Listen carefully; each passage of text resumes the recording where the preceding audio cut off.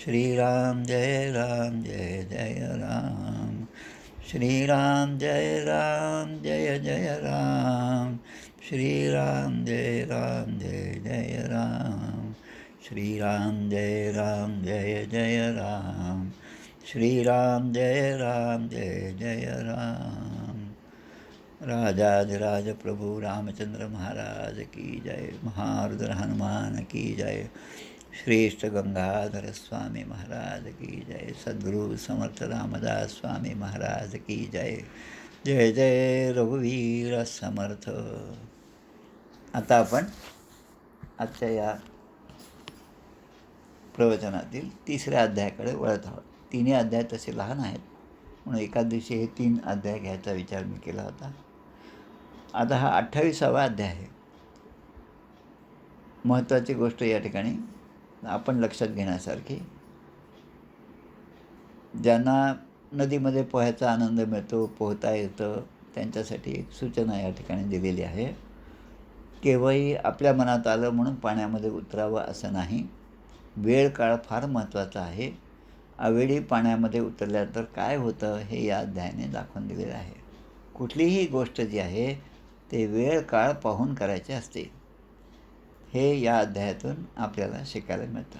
नंदांना वरुण लोकातून सोडवून आणणे आणि नंदाचे पुत्र असणारे भगवान श्रीकृष्ण, बलराम रोहिणी मातेचे पुत्र असणारे ते सुद्धा त्यांच्याबरोबर आहेत, गोप आहेत आणि ही सगळी मंडळी आहेत. शुकदेवाने या ठिकाणी सांगायला सुरुवात केली परीक्षित राजाला. एकादश्याम निराहार समभ्यर्च जनार्दनम स्नातुम नंदस्तु कालिंद्याम द्वादश्याम जलमाविशत. नंदाने एकादशीचा उपवास केला. दशमी एकादशी आणि द्वादशी असा उपवास केला. एकादशीच्या रात्री भजनपूजन झालं आणि नंद झोपी गेले. केव्हा झोप उघडली हे माहीत नाही. त्या काळात अर्थातच काहीच नव्हतं, मोबाईल नाही, काहीच नाही, घड्याळसुद्धा नाही.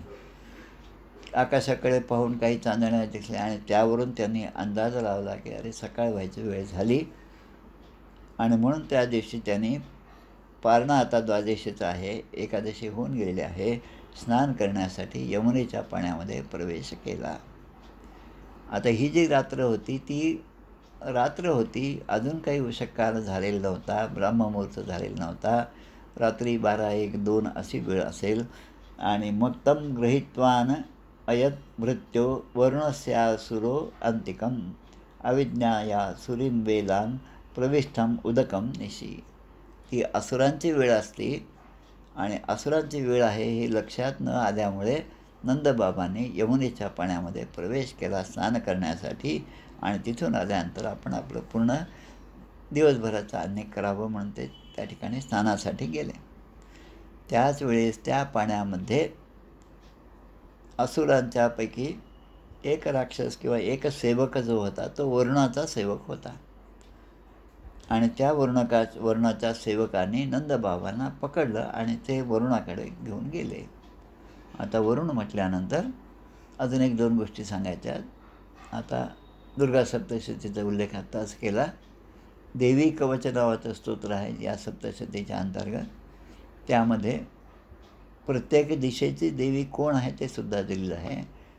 आणि त्या देवीने माझं रक्षण करावं अशी प्रार्थना केलेली आहे. प्राच्यां रक्षतु मामेंद्री आग्नेयाम अग्निदेवता दक्षिणेतु वाराही नैऋत्यां खड्गधारिणी प्रतीच्यां वारुणी रक्षेत वायव्यां मृगवाहिनी असे ते श्लोक दिलेले आहेत. पूर्व दिशेला जी देवीची शक्ती आहे ऐंद्री म्हणजे इंद्रशक्ती, त्याने माझं रक्षण करावं. जसं रामरक्षामध्ये आपण मानतो शिरोमे राघव पातू भालन दशरथात्मजा कौसल्ययो दृश्यो पातू विश्वामित्र प्रिय श्रुती. प्रत्येक अवयवाचं रक्षण त्या रामाने त्या रूपाने त्या विशेषणाने माझं करावं. तसंच या ठिकाणी या देवी कवचामध्ये सुद्धा सांगितलेलं आहे. पूर्वी याच देवी कवचावर याच आपल्या 4:30च्या समूहामध्ये माझे प्रवचन झाले होते. त्यामध्ये या सगळ्या विस्ताराने आपण या गोष्टी पाहिलेल्या आहेत. त्यामुळे थोडक्यात सांगतो. पूर्व दिशेला इंद्रशक्ती ऐंद्री हिने माझं रक्षण करावं. त्याच्यानंतर आग्नेय दिशेला अग्निशक्तीने रक्षण करावं. दक्षिण दिशेला वाराही ही जी देवी आहे तिने रक्षण करावं. आणि नैऋत्येला खड्गधारिणी, पश्चिमेला वारुणी. हे जे वारुणीचा संदर्भ आलात आहे वरुण राजाकडे, वरुण राजा आणि त्याची शक्ती म्हणजे वारुणी. पश्चिम दिशेला वारुणी, वायव्य दिशेला मृगवाहिनी. मृग म्हणजे हरिण ज्याचं वाहन आहे त्या देवीनी, त्या शक्तीच्या देवीनी माझं रक्षण करावं. उदिच्चाम कौमारी, उदिच्च म्हणजे उत्तर दिशेला कौमारी देवीने माझं रक्षण करावं. आणि ईशान्याला शूलधारिणी, शूल म्हणजे तो हत्यार शूल घेऊन जे आहे तिने माझं रक्षण करावं. आणि ऊर्ध्वम ब्रह्माणी रक्षंतु, आणि अधः वैष्णवी.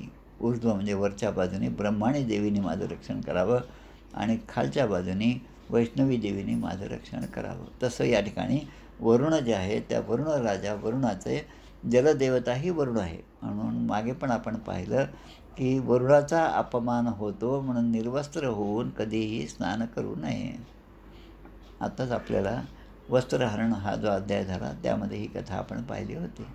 तसे या ठिकाणी नंदबाबांना ते वरुणाचे जे सैनिक होते, असुर जे होते, ते नंदबाबांना पकडून त्या ठिकाणी घेऊन वर्णोपाशात बांधून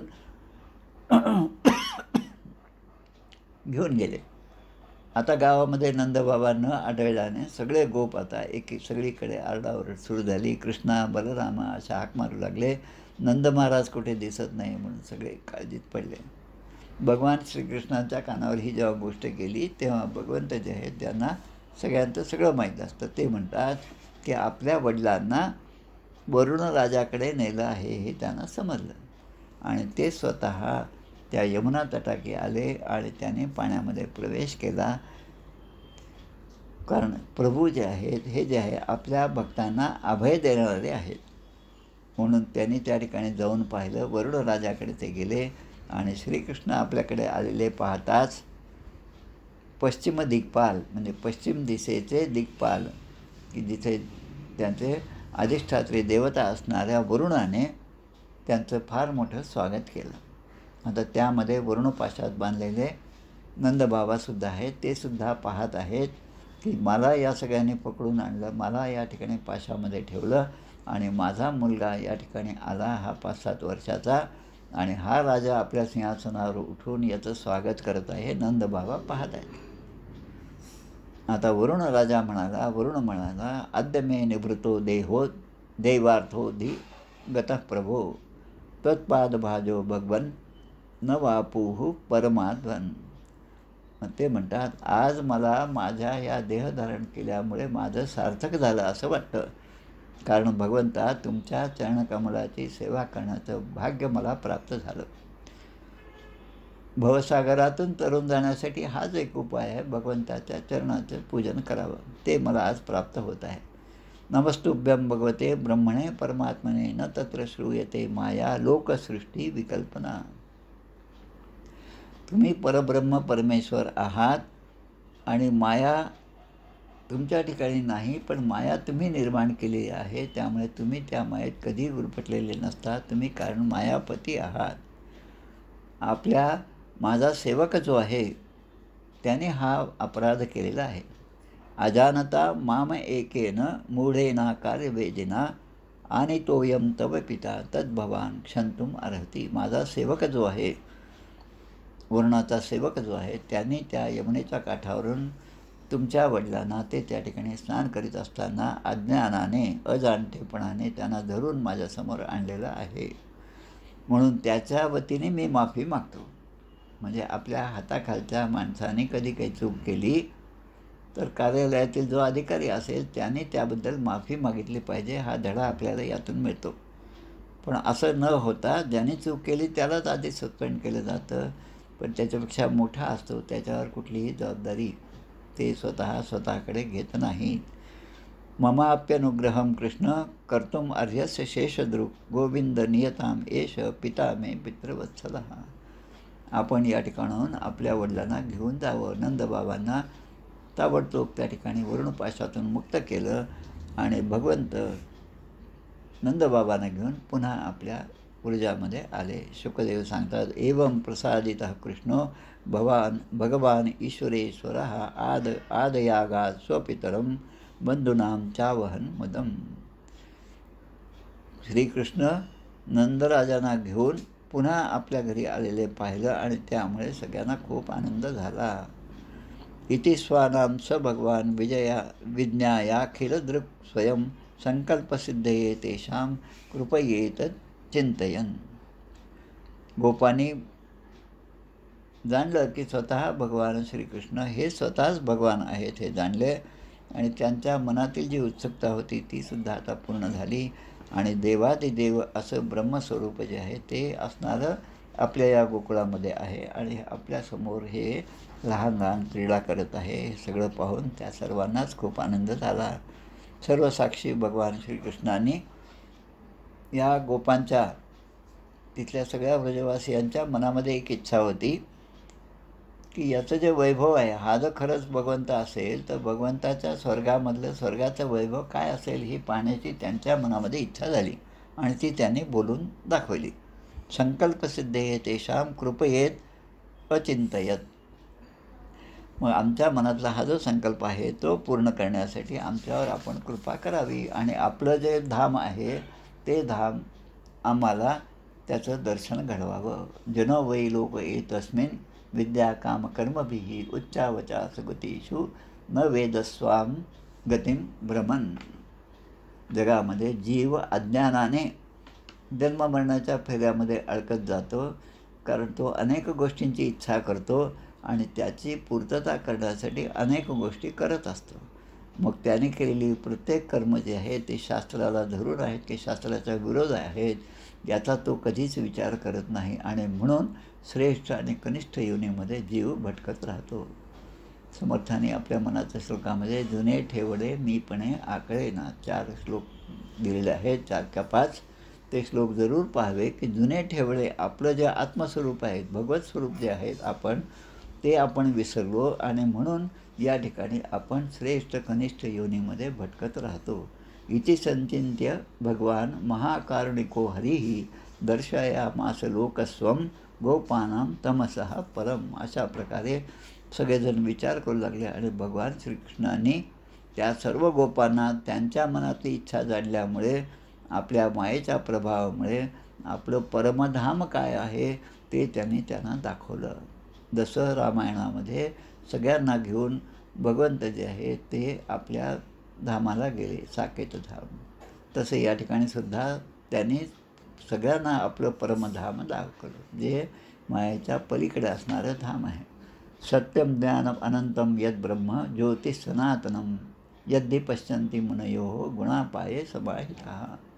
सत्य ज्ञान अनंत सनातन आणि ज्योतिस्वरूप असं जे त्यांचं धाम आहे ते फक्त ऋषी मुनी खूप मोठ्या कष्टाने ते प्राप्त करू शकतात, त्याचं दर्शन घेऊ शकतात.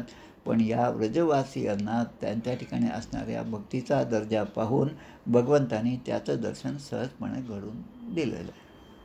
ते तु ब्रह्महृदं नीता मग्नाः कृष्णेन चोदृता ददृशुर्ब्रह्मणो लोकं यत्रा क्रूरो अद्यगात पुराः. पुढे आता हा अध्याय येणार आहे. अक्रूराला संध्याकाळची वेळ झाली म्हणून भगवंताला घेऊन त्या काय म्हणतो मथुरेमध्ये जात असताना संध्याकाळची वेळ स्नान संध्या करण्यासाठी अक्रूर जलाशयामध्ये उतरलेले असताना पाण्यामध्ये बुडी बांधलेली असताना पाण्यामध्ये सुद्धा भगवंतांनी दर्शन दिलं आणि बाहेर येऊन पाहता तर पुन्हा हे दोघे बंधू जे आहेत ते आपल्या रथामध्येच बसलेले दिसले. हे जसं झालं त्याचप्रमाणे या ठिकाणी ब्रह्मस्वरूप ब्रह्महृदामध्ये ब्रह्मस्वरूप अशा त्या तळ्यामध्ये ब्रह्महृद म्हणजे त्या तळ्यामध्ये ते त्या सगळ्या गोपांना घेऊन गेले भगवान श्रीकृष्ण आणि त्यांनी जेव्हा त्यात बुडी मारली तेव्हा भगवंतांनी त्यांना आपल्या धामाचं दर्शन घडवलं. यत्रा क्रूरो अद्यगात पुरा नंदादयस्तं दृष्ट्वा परमानंदनिवृत्ताः कृष्णं च तत्र छंदोभिः स्तूयमानं सुविस्मिता. आता भगवंताच्या धामाचं दर्शन झाल्यामुळे प्रत्येकजण आपल्याला खूप धन्य समजत होता आणि तो लोक पाहून नंद आणि हे सगळे गोप जे आहेत अगदी आनंदामध्ये निमग्न झाले आणि भगवान श्रीकृष्ण बलरामांची स्तुती करत पुन्हा ते सर्वजण आपल्या आपल्या घरी परत आले. असं म्हणत हा अध्याय या ठिकाणी पूर्ण होत आहे. इथे श्रीमद्भागवते महापुराणे पारमहंस्यां संहितायां दशमस्कंधे पूर्वार्धे 28 श्रीकृष्णार्पणमस्तु. आज थोडंसं 5-10 मिनटं उशीर होत आहे.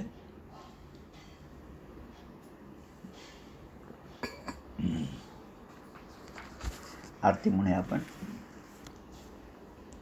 जय हो जय श्री भागवता, आरती करी तुझ भगवंता. श्री शुकमुनीने परम भक्तीने नाना परीने गायले जा हरिचरिता. आरती करी तुझ भगवंता. वेद तरुचे मधुर फळ, स्वादुरसे जे सोज्वळ.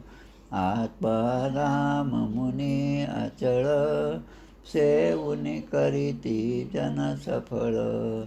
महापर्वणी आली अवनी, की अगहरणी भवजलतरणी. ती पतिता आरती करी तुझ भगवंता. येथे व्यासाची वाणी, सार्थक हरिगुण गावोनी. शास्त्र पुराणी मुकुटमणी, परम प्रेमामृत जननी. सहज सेविता भाविक भक्ता, उदारदाता मोक्ष तत्वता देहाता. आरती करी तुझ भगवंता. गमते जणु मानस तीर्थ, 12 सोपाने युक्त. निर्मल भक्ती जले भरित, विहरे हरिहंस चितेथ. श्लोक सुकुमले संत अलिकुले, सेवुनी रमले भान विसरले रस पिता. आरती करी तुझ भगवंता. अपार महिमा ग्रंथाचा, वदवे ना कोळासाचा. मेवा कविवर संताचा, प्राणची कीर्तनकाराचा. जणू बोधाचा स्वयंप्रभेचा, 12 कळीचा रवी अंतरीचा तमहर्ता. आरती करी तुझ भगवंता. ग्रंथ नव्हे हा श्रीकृष्ण, गीते वेधी मन पूर्ण. अनन्य होता या शरण, खचित टळे जन्म मरण. त्रितापदाती चिरये शांती, नाथ हि वदती रामपदी ठेवी माथा.